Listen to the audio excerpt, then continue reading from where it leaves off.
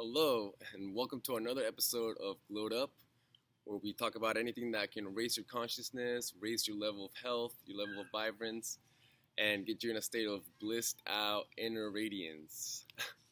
So, I'm talking about in this episode intermittent fasting, Wim Hof method, and inversions, mostly as what I've done for the past couple of weeks in order to detoxify and transition back into peak performance.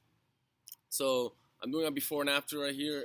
You can see my shirt is off. I did a previous video about my fast in which I show you that I'm at 150 pounds in that video. Right now I'm at 143, and I've just been doing the intermittent fasting and cutting out gluten, basically.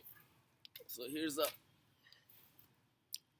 can see there's less body fat, more definition, and it's not really about the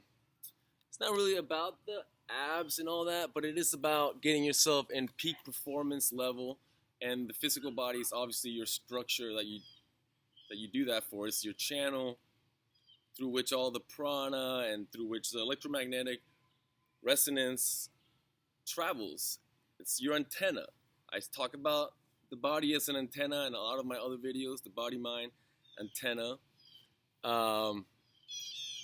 Being barefoot is one of the things I've been doing. Increasing barefootness increases your connection to the ground, and grounding, any good antenna requires grounding, right? So it's all good things. So I'm going to start with intermittent fasting. That's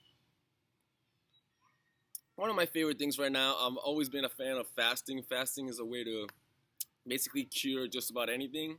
Any animal in the wild will refuse to eat if he's ill in any way or injured in any way, because that's when you allow the body to really start to do its healing work, when it's not constantly having to digest.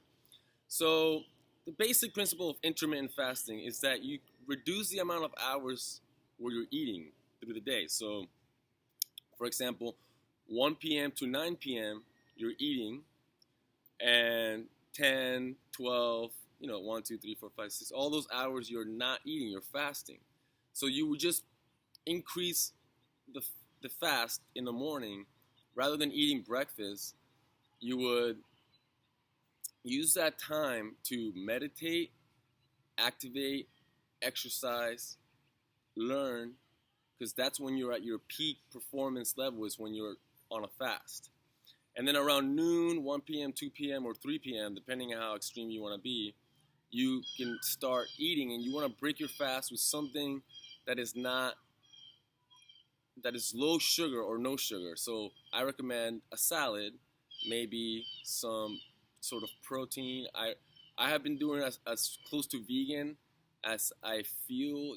I go with my intuition. I recommend you do the same. But for those of you who may feel like not so connected to your body's intuition, I would just recommend doing very little of anything other than the greens, fresh green salad, and maybe a little fruit at the end. You want to not combine too many things, and you want to avoid animal fats as much as you can.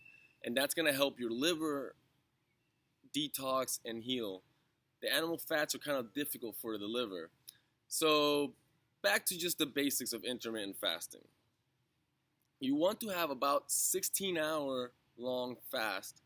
What I've done is not that extreme. Like I was eating breakfast, and then I just sort of stopped eating breakfast, but I eat till late. So my fast is only from 10 p.m., sometimes 10:30, to about 12:30 to 1:30 p.m. I did go as far, the first few days that I did it, I was really focused on the detox. I went all the way to like 3 p.m. before eating anything. And when I did eat something, it was like seaweed salad. And if I got some animal protein, it was only like sashimi, salmon, or something very, pure, and it's not going to give you any kind of like too much animal fat. Definitely nothing processed, nothing with hormones, nothing It has to be like grass-fed if you're gonna eat animal fats, like humanely raised. The energetic properties of animals that suffer and are in a state of anxiety and fear, it's gonna affect you if you're trying to elevate your consciousness. So you want to reduce that as much as possible. At least in my experience, I can say that when Kundalini is coming up and you have those uh, animal energies in there, you can get very intense panic attacks and very intense just disorientation. So I would recommend staying away from that. The other thing I've been doing is I start my day out with tea, like a nice herbal tea. I avoid caffeine because my whole thing is to be calm and to be driven by passion rather than stimulants. And I'm actually pretty like energetic sort of guy anyway. I don't really require the caffeine, but it's not the worst thing in the world. You know, if you want to have your coffee, have it without sugar and have it with either grass-fed milk or, you know, ideally an almond milk or no milk. But fats are good in the morning. Fats, greens, and a lean protein that that's all going to be good. Like you want to support your brain with fats and protein. But you know, all your intestinal tract is begging for more greens, raw, fresh greens, and raw, fresh fruits. A lot of people are weary of the fruits because of the sugars, but I believe if you're not combining your fruits with anything else, you can do fruits and not have to worry about that sugar. The sugar is from the fruit is able to work for you in a very positive way so long as there's no fats. Like if you have animal fats in the cell, then the cell won't be able to absorb the sugar and put it to work. I have a friend at Miami Fruit named Rain who taught me about this, and maybe I'll get him on the show coming up. I also want to create a show where I go back into the fast and I show you the pictures so that some people might not believe that I went 363 days without eating, but when you see the pictures where I weigh 103 pounds, you'll probably believe that I did it. And well, the point is just to be able to help others with the information, and obviously believing that it's possible is part of that. All right, so we did cover the intermittent fasting. The way I start my day would be first I get some tea going, then I go to the beach if I can. If not, I do it at home. I start doing the Wim Hof breathing method, which is simple, just taking 40 deep breaths, about 40 deep breaths, and you can YouTube this method. Is widely available on the internet. You do like 40 deep diaphragmatic breaths, which is breathing deep into the abdomen. Exhale, not all the way. Basically, exhale about 3/4 of the way, and you know you're just doing that. And then on the 40th breath, you exhale completely, hold the breath out, and not even completely. You don't have to make sure you get every last ounce of breath out of you. You just a naturally relaxed exhale, and then you hold the breath out for as long as you can. People go like a minute, 2 minutes, 3 minutes. It's not a contest. What you want to do is measure your body's ability to store oxygen.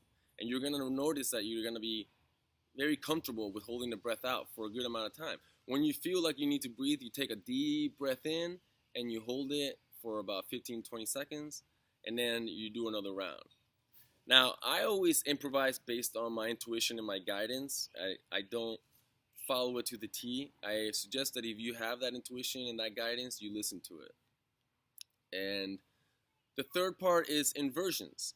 So I do headstands, and there's something called an Om Gym or a yoga swing, which allows you to go upside down and just hang rather than holding yourself up. You're hanging, and that decompresses the spine. And just about a minute or 2 minutes of upside down in the morning seems to go a very long way for detoxification. You can feel it right away that, you know, things are moving, because when you're detoxing, a lot of the bacteria that's feeding on these not so good foods and these sugars are dying, and they are, you have waste floating around your system. So imagine like a bottle of water with some dirt at the bottom. If you turn it upside down like that, it comes to the top, and that way when you breathe you can release it. So I actually try to do the inversions before the breathing. I do a little bit of tea, like something warm in my belly. Another thing to start the day off with is lemon juice and water, maybe a little baking soda for alkalinity. And there's just so many great tips that you can, as far as starting the day. But certainly hydrating and fasting, it seems to be the best way to go. And then after that, I would do a jog. So that's another thing I wanted to say. I haven't been doing a whole lot of exercise. I do about a 20 to 30 minute jog in the morning, followed by like a 10 to 20 minute swim, or just maybe like 30 push-ups here and there. But the breath and the chi is what I really used for strengthening. Diaphragmatic breathing, it really strengthens my core. It really seems to give me like a nice supported strong core. And then, like I said, about 30 push-ups, maybe 2 sets of that. But I hardly ever do more than 2 sets of 20 or 30 push-ups. And it's just about like being in your body, really, like really being in your body, really connecting and listening. I talk about listening a lot. Listening, I think, is the most powerful spiritual practice that you can have. And meditation is part of what allows one to listen. I have a video about meditation. It's one of the first ones I did. But any questions, any comments, always, welcome and appreciated. I would love to hear from you guys. And yeah, please share this video. If there's anything that I didn't cover or anything that I missed, I'll do a follow-up video. Much love and be well.